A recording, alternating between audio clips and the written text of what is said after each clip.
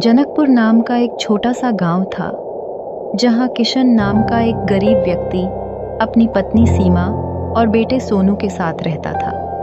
किशन ईमानदार और मेहनती था और गांव के जमींदार विक्रम के यहाँ मजदूरी करके अपने परिवार का पालन पोषण करता था। सीमा भी अपने घर और परिवार की जिम्मेदारियां पूरी लगन से निभाती थी। कभी कभी सीमा भी जमींदार के यहाँ मजदूरी किया करती थी। कुछ दिन के बाद जनकपुर में सर्दियों का मौसम आ गया।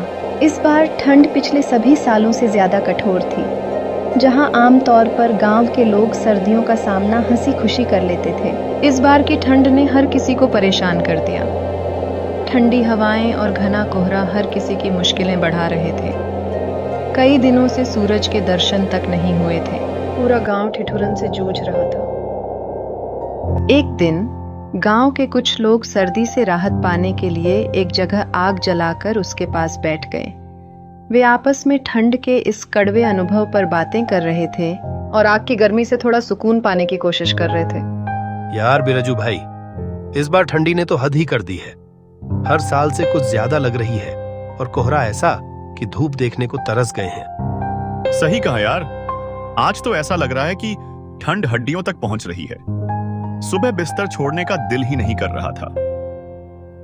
लेकिन यार, ठंड का असली मजा तो इसी में है। गरमा गरम चाय और पकौड़े के साथ रजाई में बैठ जाओ, फिर तो मजा ही आ जाता है। हाँ, और देखो ना, ये कोहरा ऐसा छाया है कि सूरज की हल्की रोशनी भी मुश्किल से पहुंच। लेकिन यार, ठंड का असली मजा तो इसी में है। गरमा गरम चाय और पकौड़े के साथ रजाई में बैठ जाओ, फिर तो मजा ही आ जाता है। हाँ अमन भाई, चाय पकौड़े अपनी जगह ठीक हैं, लेकिन इस बार लगता है जान बचाना मुश्किल हो जाएगा। ऊपर से कामकाज करने में भी बहुत दिक्कत हो रही है। एक दिन सीमा रसोई में चाय बना रही है, जबकि किशन शॉल ओढ़े बैठा है। ये जी, सच में इस बार ठंडी ने तो सबकी हालत खराब कर दी है। आज आप बाहर काम पर कैसे जाओगे? इतनी ठंडी हवा में तो सांस लेना मुश्किल हो रहा है। बाहर कोहरा इतना घना है कि हाथ को हाथ नहीं सूझ रहा। लगता है आज काम पर जाना मुश्किल होगा। मुश्किल तो है, लेकिन काम तो करना ही पड़ेगा। ठंड चाहे जितनी भी हो, काम नहीं करेंगे तो घर का खर्चा कैसे चलेगा? ठंड देखेंगे तो घर में बैठना पड़ेगा। अच्छा सुनो, मैं काम पर जा रहा हूं, नहीं तो लेट हो जाएगा। तुम काम पर बाद में आ जाना, मैं चलता हूं। आप ठीक कह रहे हो, लेकिन इतनी ठंड में अपना ख्याल रखना बहुत जरूरी है। काम तो बहुत मिलेंगे। इतना बोलकर किशन जमींदार विक्रम सिंह के यहाँ काम करने चला जाता है। बेटा, तुम्हारे पिताजी तो काम पर चले गए और अब मुझे भी काम पर जाना है। घर पर तुम अकेले रहोगे, इसलिए तुम बाहर मत निकलना, घर पर ही रहना। बाहर ठंड बहुत ज़्यादा है।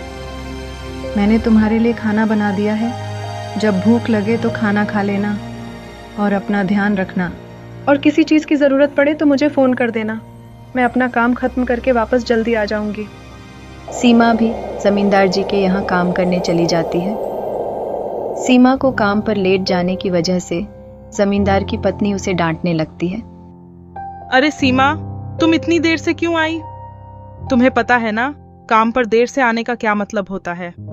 मैं कब से तुम्हारा इंतजार कर रही हूँ। मालकिन, ठंड बहुत ज्यादा लग रही थी तो इसीलिए थोड़ा लेट हो गया। कल से जल्दी आ जाऊंगी। सुनो, इस गांव में मेरे पास काम मांगने वाले की लाइन लगी रहती है, तुम्हें पता है ना। अरे तुम लोग समझते क्यों नहीं?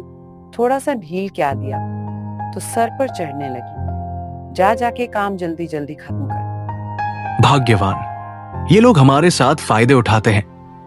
अगर जरा सा ढील दे दो ना तो ये लोग सर पर चढ़ जाते हैं। कुछ तो करना पड़ेगा। अब सीमा सिर झुका लेती और चुपचाप उन लोगों की बातें सुन के जल्दी जल्दी काम खत्म करने में लग जाती है। किशन काम जल्दी जल्दी से कर रहा है कि नहीं, या ठंड के मारे सुस्त पड़ा है? अरे और जल्दी जल्दी काम करो, ठंडी शरीर से भाग जाएगी। नहीं मालिक, मैं तो अपना काम पूरी ईमानदारी से कर रहा हूँ।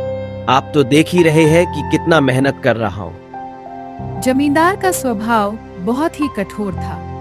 वह अपने सभी मजदूरों से दिन रात कड़ी मेहनत करवाता था। और उनके काम पर कड़ी निगरानी रखता था। देखो किशन, मुझे बहानेबाजी नहीं चाहिए। शाम तक काम पूरा होना चाहिए, वरना तेरी पगार से पैसे काट लूंगा। समझ गया ना? किशन अब जल्दी से काम खत्म करके घर जाने की सोच रहा था, तभी जमींदार ने उसे रोक लिया। किशन, और थोड़ा देर रुक जाओ। आज का काम निपटा कर ही जाना, वरना कल से काम पर मत आना, नहीं तो हम दूसरा नौकर ढूंढ लेंगे। मालिक, मैं आज सारा काम खत्म करके ही घर जाऊंगा। आपको बोलने का मौका नहीं देंगे।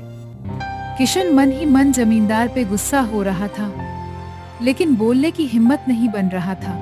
इधर गांव में ठंड दिन दिन बढ़ती चली जा रही थी। सुबह होते ही कोहरे की बौछार होने लगती। एक दिन गांव के मुखिया ने सब लोगों को बुलाकर एक चबूतरे के पास पहुंचा और उन लोगों से बोला, भाइयों, सभी के घरों में लकड़ियां खत्म होती जा रही हैं। हमें जंगल से जाकर और लकड़ियां लानी ही होंगी। सभी के घरों में आग जलनी चाहिए ताकि लोग ठंड से बच सकें। लेकिन चाचा, जंगल जाने की हिम्मत कौन करेगा?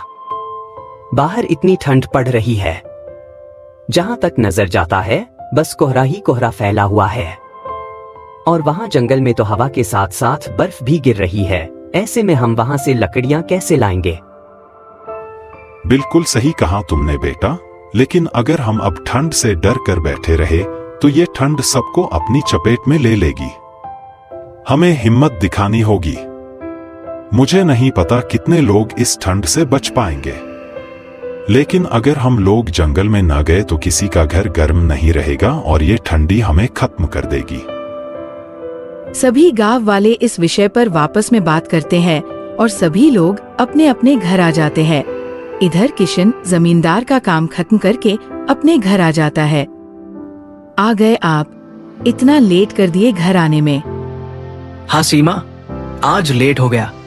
मुझे भी यही लगा था कि जल्दी काम निपटा कर टाइम से घर जाता हूँ, लेकिन जमींदार ने और काम दे दिया और कहने लगा, सारा काम खत्म करके जाना, वरना कल काम पर मत आना। और सुनने में आया कि गांव में बैठक हुआ था। किस चीज के बारे में था? इसी तरह से ठंड को झेलते हुए कुछ दिन बीत गया। एक दिन अचानक ठंड लगने से उसके बेटे की तबीयत बिगड़ गई। अब उसके पास जलाने के लिए पर्याप्त लकड़ियां नहीं बची थी। सर्दियों की वो काली रात थी, जब बर्फीली हवाएं पूरे गांव को ठिठुरन में जकड़ रही थी। सीमा ने अपने छोटे से घर में आग जलाने के लिए लकड़ियों की बचत की थी, लेकिन अब वो खत्म हो चुकी थी। अब सोनू बुखार में तप रहा था और उसका नन्हा शरीर ठंड से कांप रहा था। किशन, अब और इंतजार नहीं किया जा सकता, हमें कुछ करना होगा। सीमा, मैं जंगल जाकर लकड़ियों का इंतजाम करता हूँ, पर रात बहुत खतरनाक भी है और ठंड भी बहुत ज्यादा है। पर क्या करें? सोनू की हालत बिगड़ती जा रही है। भगवान से प्रार्थना करो कि सब ठीक रहे।